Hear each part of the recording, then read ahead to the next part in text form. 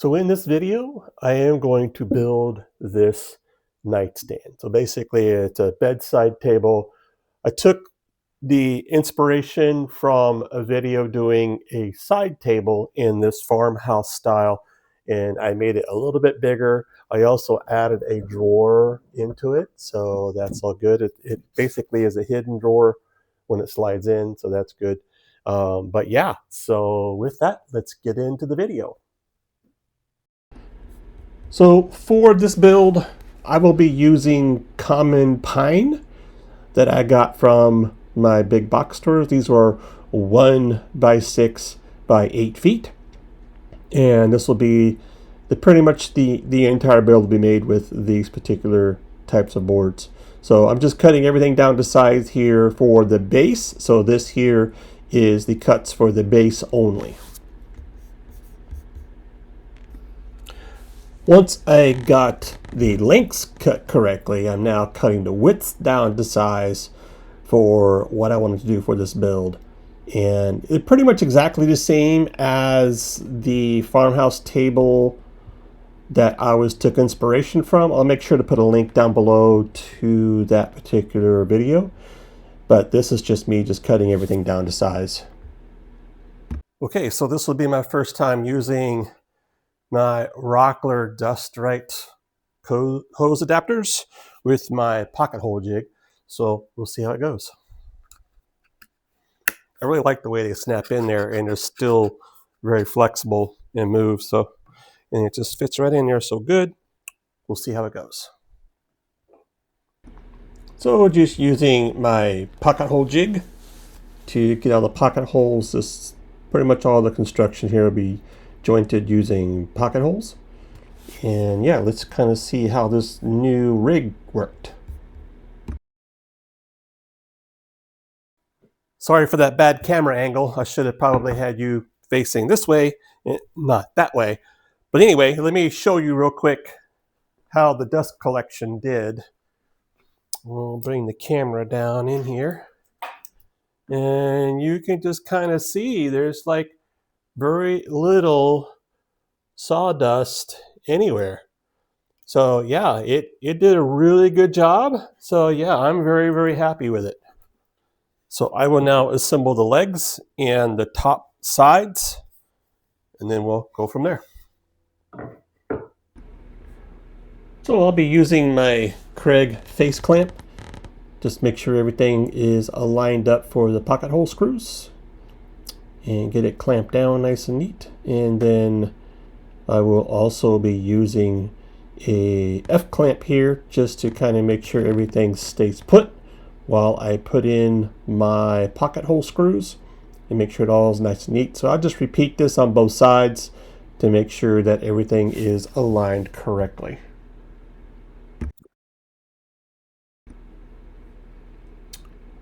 And now just creating some of the bottom brace pieces that need to be put in there. So again, going back to my pocket hole jig, making those screw holes. And then we'll just again go back to using my face clamp. I'm just making sure everything is measured correctly. These have to be a certain height off, so on each side you'll see why here when we put in the actual bottom shelf. So just making sure everything was in the right spot and clamped down and then screwed down. Now I'm just attaching the front sides of the table. I'll be leaving one open. That'll be the one for where the drawer will be put in, but these will be done. So yeah, putting F-clamps on there, making sure that they are going to hold it in place while I pocket screw everything together. And did this also on the lower part of it as well. And then it was all kind of ready to go.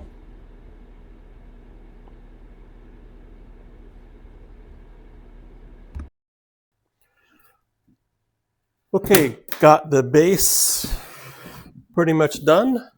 A little bit of a wobble. Once I got these on, I think the boards were not exactly straight. I think they're a little bowed, but I can fix that. Once I get it all down, I'll just cut a very sliver off one of the legs and that'll shore it up.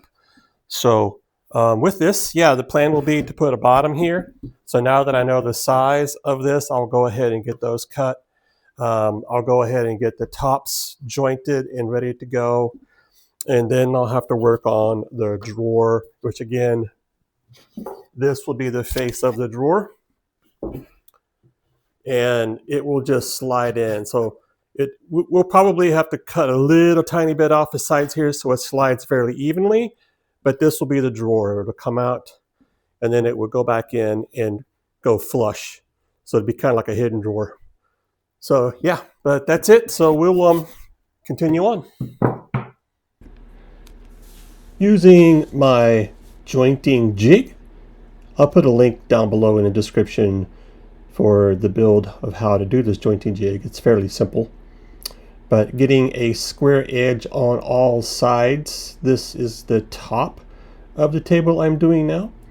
And then once I've got a square edge on each side, I can then remove the jointing jig and then just rip them down to size. And that's what I'm doing. So I will do this for the top, and we'll do it also for the bottom shelf. So here I am just finding the right side, which side I want it to be the actual top and the bottom. So trying to get the best side, of course. And then I'm just marking out where the pocket holes are going to actually go. I just wanted to get them aligned pretty well, so that's what I'm doing here. And then we will put this on our pocket hole jig and make some pocket holes for putting it all together. Again, I do the exact same process for both the top shelf and the bottom shelf for this, so this was just putting it all together.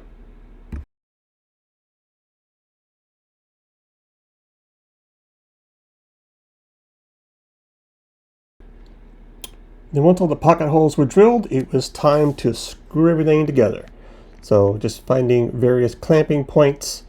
I couldn't quite get my face clamp in there just because it was so long. Face clamp isn't that big, so I was having to use different clamp setups to get it to work. But yeah, it all came together and it all looked pretty good. Then I need to cut a straight edge on the sides of both the tabletop and the shelf. Just square it all up, and then also cutting it down to the exact size that I need so everything would fit in properly. So this is what I'm doing now on the table saw. So now I'm just going to be sanding all the pieces. I did have a problem with this orbital sander. I had to do some work on it in between all of this. So yeah, we'll see how it turns out towards the end here. I did sand everything on the side panels, that was going to be the base, up to 150 grit, and then the tops and the shelves I went to 220. Now I need to cut the brace parts for the X on the sides of the table. That's what I'm doing here. Just using my miter saw, sneaking up on the cut to make sure that everything would fit correctly in there, and then gluing it all together and using brad nails. However, here in a moment you will see an issue that I had with the brad nailer, and I had to go to a plan B. So I'm not sure what I'm doing wrong, but when I glue these in and I use my brad nailer, I'm having an issue here where the brad nails don't go in. So I'm going to have to come up with a different plan. So I think what I've come up with is this. I have this Irwin clamp that's used for putting corner joints in. And I think what I'm going to be doing is using this clamp on here. So what I'll do is I will glue it up. This clamp goes in just like that. And then I will put a clamp on it like this. And just a test fit. Yeah, I think that's going to work. So I'm going to give that a try. These are just decorative, so hopefully I just need to get it there long enough to have the glue set up a little bit.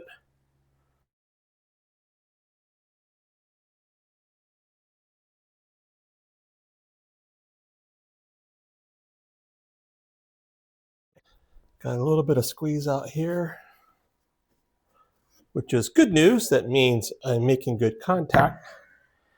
Let me check this side. One thing I am seeing is I'm not flush.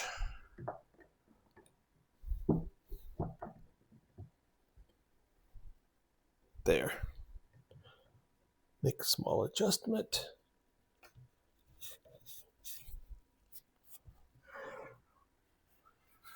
Any squeeze out on both sides. Yeah, I think that's going to work. So then I just went on to the other side, the other piece, using that technique, and it ended up working out very well. So on the other side, starting from fresh, I had used a little bit different technique on this first one, using this little square and then clamping that in there, and it seemed to work, and I would have to do it on both sides. But yeah, I like this process better than the brad nails, as this worked very well and clamping them in. It's not structural, so it just needs to hold it in place for the glue to dry up. So now getting ready to sand everything down. I did have to do some CA glue in the knots, so this is knotty pine, and you need to make sure you get some CA glue in there, otherwise these knots could fall out in the future. So this is what I'm doing there, putting some activator on it, and then once it's set up really nice and hard, I then end up sanding. I did sand these down. I started at 100 and went to 150 and didn't go much further because these panels are just going to get painted.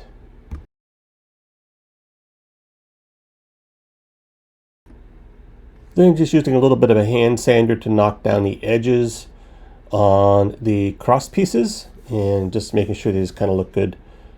Couldn't get my orbital sander in there, so yeah, this was a hand deal, but it wasn't a big deal. It was pretty quick and easy. But yeah, I like the way it turned out.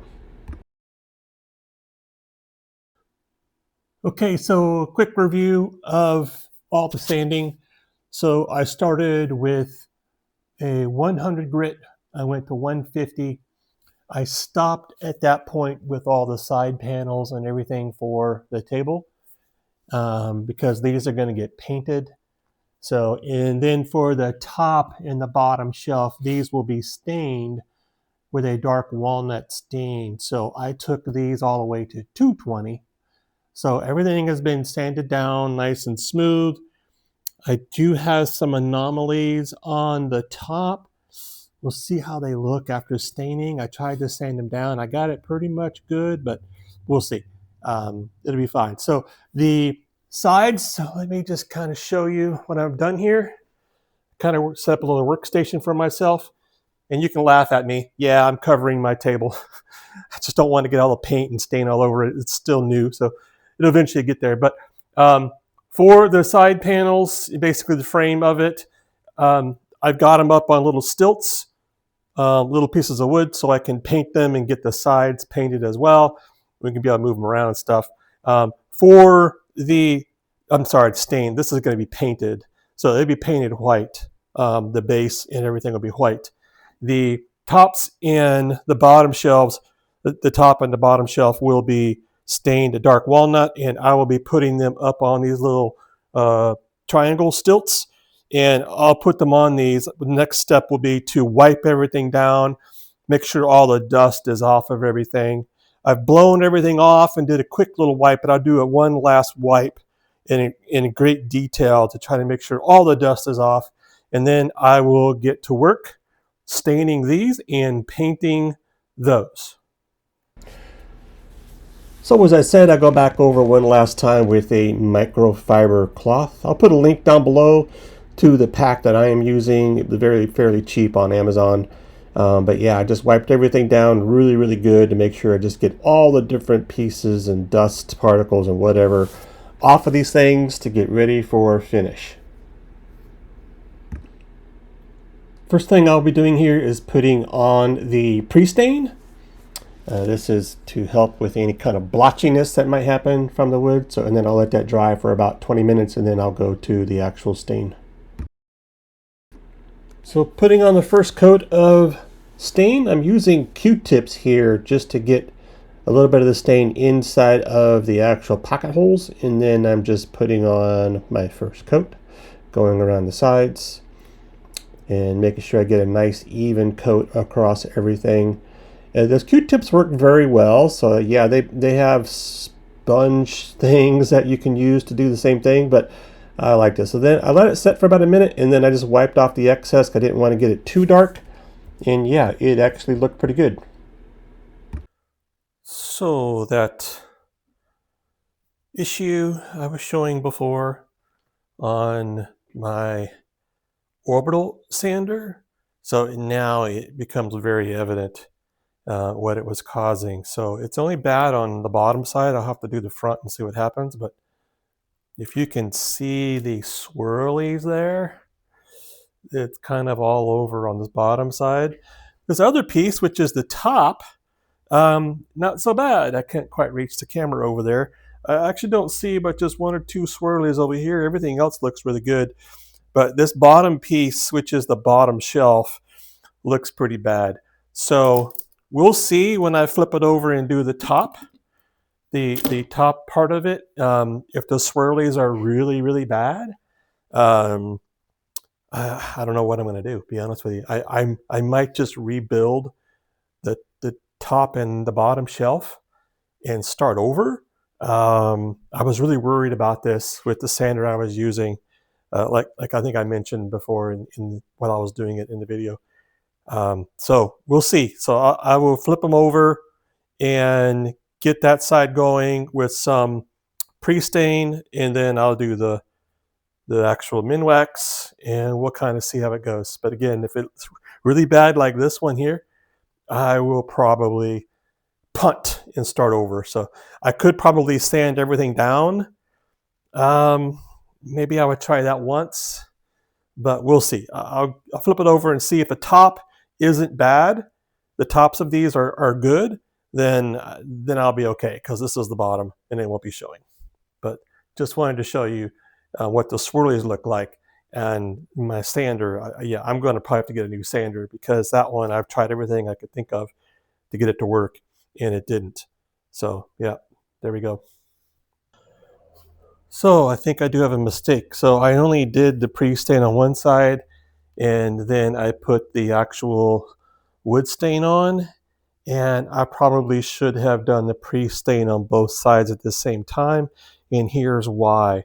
There's some stain from the original, from my doing the one side, has kind of come over. So I should have probably stained both sides so I could flip it and then immediately apply stain here.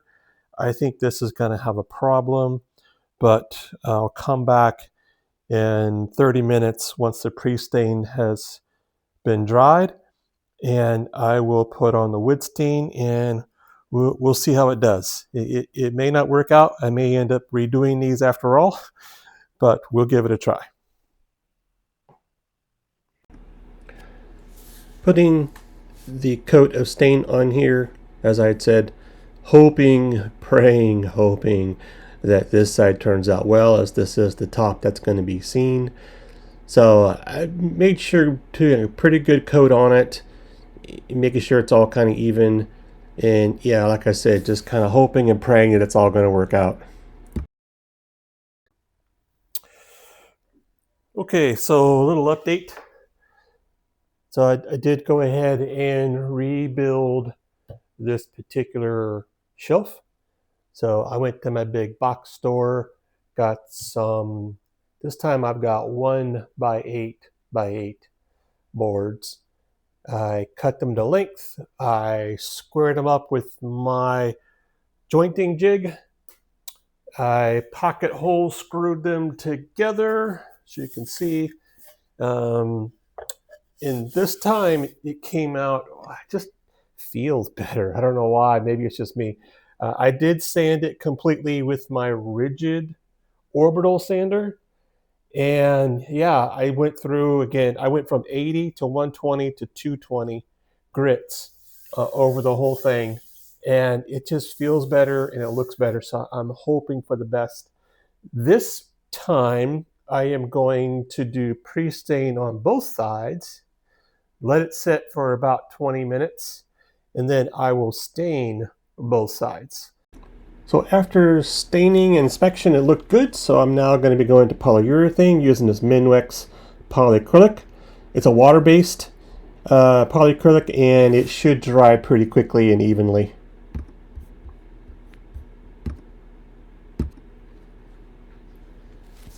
So I'll be using a foam brush to apply the polyacrylic on here.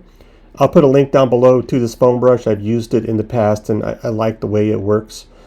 So and they're fairly cheap to buy, and they're disposable, so it all works out. But yeah, so everything got 3 coats. In between the coats, I sanded with 320 grit just to knock down any grain that had raised up. So, and yeah, and it looked pretty good when it was all said and done.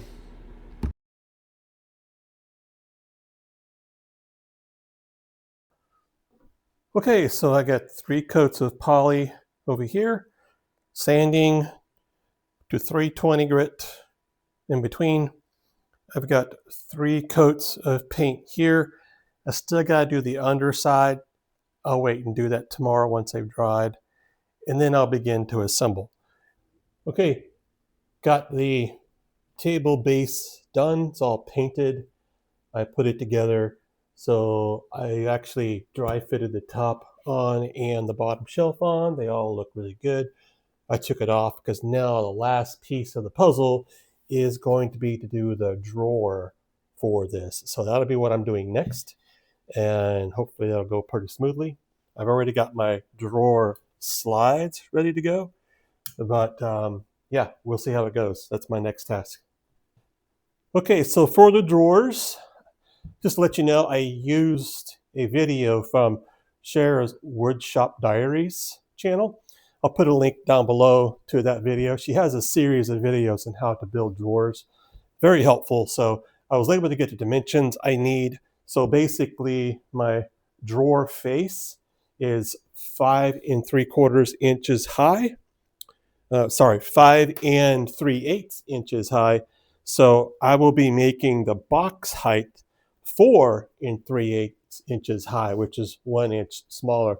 I'm not going to go into all the details about how to do a drawer box. Her videos are very informative and very detailed, so I would say go there. I am using 3/4 inch plywood for the drawer build. It just seemed to work better than the cedar I had. The cedar was not necessarily in good shape, I guess I would put it. So I'm using 3/4 inch plywood. So I'm just cutting everything down to size for the drawers, and then I'll begin assembly. I'll be using pocket holes for the drawer assembly. So just getting everything drilled out here and ready to go for putting these things together.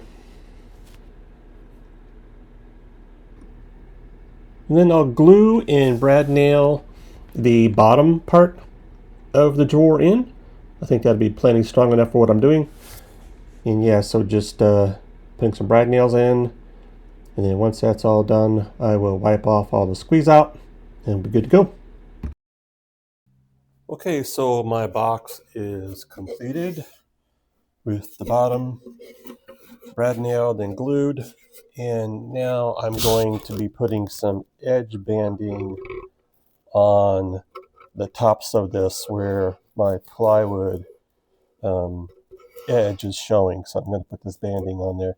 So basically the way this works is this already has glue on the back of the banding, and it's activated by heat. So you use just a regular old household iron, and you basically just iron it on. So that's what I'm going to be doing now.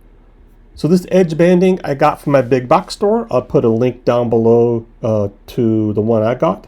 Works very well just to get an iron and just heat it up, and that activates the glue on the other side. And then it's just like any other wood glue. You just kind of let it dry and wait for it, and then you just trim the sides and it's good to go. Okay, in typical beginner fashion, I didn't record the actual installation of the drawer or the drawer slides. I did have a mistake. I'm still trying to ascertain exactly what happened, but basically my box was too small. So if you'll look at what I had to do over here, I actually had to shim it up, and you can barely see it right behind here. There was a little shim up here, a little piece of wood. I had to shim it up to make sure it fit. But once it's done, the drawer is there. It works perfectly good. So I'm happy with this particular build. I also installed the front face, which was just basically once I got the box in, I was able to just put the front face on and measure it out and got it attached correctly. So it looks good. It is complete. It's ready to go. So yeah, so that's it for this video. If you see anything or saw anything or had a good laugh at some of the mistakes I made, please give me a thumbs up, and don't forget to subscribe to the channel down below. I'll have links and descriptions of all the different things I used and the videos I had that gave me inspiration for this build. And that's it. So with that, I will see you in the next video.